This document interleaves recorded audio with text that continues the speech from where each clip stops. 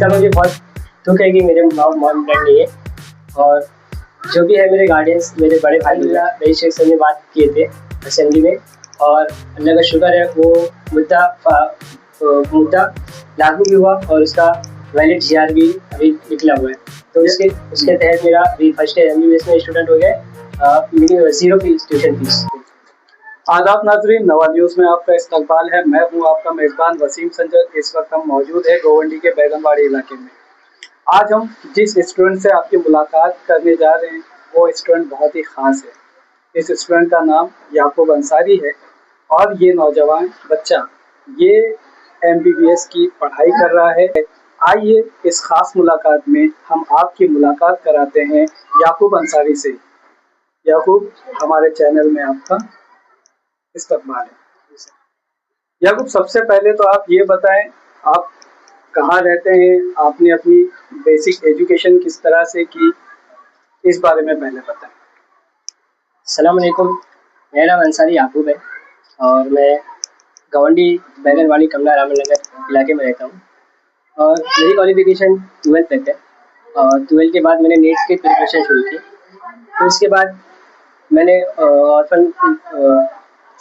12th के बाद मैंने फर्स्ट ईयर BSc CS किया था। तो सडनली एक इवेंट में, स्कॉलरशिप के एक इवेंट पे मेरा जाना हुआ था, जहाँ पे मेरी मुलाकात अब्दुल रहमान सर से हुई। उन्होंने मुझे बताया कि गवर्नमेंट में ऑर्फन स्टूडेंट्स जिनके वालिदैन नहीं होते, उनकी रिजर्वेशन सीट्स होती है, जिनको गवर्नमेंट मार्क नीट क्लियर करने पे अच्छी पोस्ट पे एडमिशन मिलता है। तो वहाँ पे मेरा जाना हुआ और सर ने मुझे गाइड किया कि आप नेट की प्रिपरेशन शुरू करो, आपको लाइफ में बहुत अच्छी अपॉर्चुनिटी है।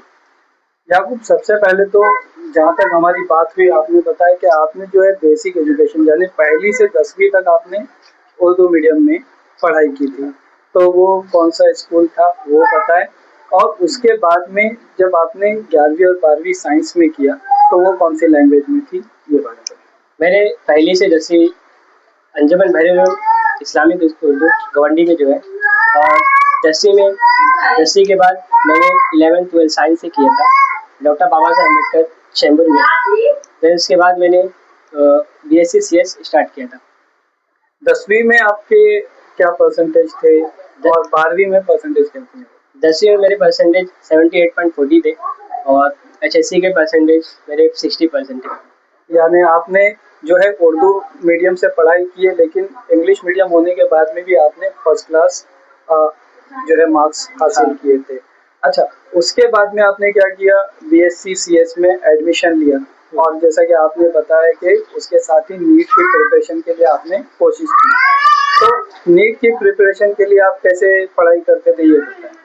नीट की प्रिपरेशन के लिए मैं अब्दुल रहमान सर की एक प्राइवेट क्लासेस है, रेडियंस क्लासेस, वहाँ से मैंने नीट की प्रिपरेशन की, और उनके साथ ही साथ मैं ऑनलाइन लेक्चर्स भी लेता था PW से। फिर उसके बाद मैंने नीट की प्रिपरेशन की, और जो भी है नोट्स मैं घर पे बनाता था और घर पे पढ़ाई करता था रेगुलरली। अच्छा, अभी जैसे मम्मी डैडी नहीं है तो वाकई में बहुत दिक्कत होती है, तो फिर गार्डियंस पेरेंट्स किस तरह से सारी चीज़ें होती है, इस बारे में बताएं। इसका मुझे बहुत दुख है कि मेरे मॉम डैड नहीं है, और जो भी है मेरे गार्डियंस, मेरे बड़े भाई लोग हैं, और मेरी पढ़ाई का और जो भी मेरी एक्सपेंस है वो मेरे बड़े भाई लोग ही देखते हैं। तो अभी आप जो है MBBS में आपका एडमिशन हो गया है, तो ये MBBS में एडमिशन होने की क्या स्टोरी है वो बताएं। MBBS में एडमिशन होने की स्टोरी ये थी, मुझे ऐसे रिजर्वेशंस के बारे में कुछ पता भी नहीं था कि गवर्नमेंट में ऑर्फन स्टूडेंट जिनके मॉम डैड नहीं थे उनकी कोई रिजर्वेशन होती है। इसके बारे में मुझे अब्दुल रहमान सर ने बताया था।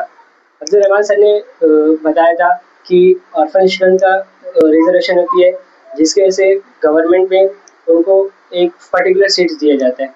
सर ने और अब्दुल रहमान सर ने और आलम सर ने रईस सर से बात किए थे कि ऑर्फन स्टूडेंट्स जो है उनकी फ़ीस के रिगार्डिंग, कि ऑर्फन स्टूडेंट्स जो जिनके माँ बाप नहीं है, उनकी एडमिशन होने के बाद जो उनको फ़ीस लिया जाता है, टोटल फ़ीस, तो वो पूरे फीस को माफ़ किया जाए। तो आलम सर और अब्दुल रहमान सर ने जनाब रईस शेख एमएलए साहब से बात की कि आप इस मुद्दे पे बात उठाइए। तो अलहमदिल्ला रईस शेख सर ने बात किए थे असेंबली में, और अल्लाह का शुक्र है वो मुद्दा लागू भी हुआ और उसका वैलिड जीआर भी अभी निकला हुआ है। तो उसके उसके तहत मेरा अभी फर्स्ट ईयर एमबीबीएस में स्टूडेंट हो गया, ज़ीरो फीस ट्यूशन फीस। अच्छा, यहाँ पे मैं ये पूछना चाहता हूँ कि जब यानी उससे पहले आपका जब एडमिशन नहीं हुआ था, उससे पहले ये था कि जो एमबीबीएस में जो ऑर्फन स्टूडेंट्स जो बच्चे उनको एडमिशन लेना होता तो उनको एक बड़ी फीस देना पड़ती थी। हाँ। तो ये जो मुद्दा था ये एमएलए रईस शेख साहब ने जो है महाराष्ट्र की असेंबली में उठाया। हाँ, तो इससे आपको कितना फायदा हुआ ये बताएं। इससे तो मुझे बहुत फाइनेंशियली बहुत फ़ायदा हुआ, जिससे मुझे फ़ायदा हुआ और भी जितने लोग स्टूडेंट्स हैं उनको फ़ायदा हुआ कि उनको जहाँ पे 2-2.5 लाख फीस भरना पड़ता था, बट अभी सर के मेहनतों से और बातचीत से सर के काम से हमको ओनली 15,000 में हमारा एडमिशन हो गया पूरे साल का। आपने नीट में जब अपीयर किए थे तो ऑर्फन के टोटल कितने स्टूडेंट्स ने अपीयर किया था और उसमें आपका रैंक क्या था ये बताओ। इस साल के रैंक में, इस साल के पूरे नीट के स्कोर में ऑल ओवर महाराष्ट्र में मेरा 15 रैंक आया है, और टोटल 48 स्टूडेंट्स लोग ने 2025 में एमबीबीएस में अप्लाई किया था, तो उसमें मेरा भी 15 रैंक था। आपको जब ये गोवंडी में आप पहले स्टूडेंट थे, यानी आपको ये प्राइड है जब आपको ऐसा जब पता चलता है कि आप एक पहले स्टूडेंट जिसको ये फैसिलिटी मिली है या इस तरह से मतलब जो एक अपॉर्चुनिटी मिली है, तो जब इस पर आपको कैसा महसूस होता है? मुझे बहुत खुशी हो रही है।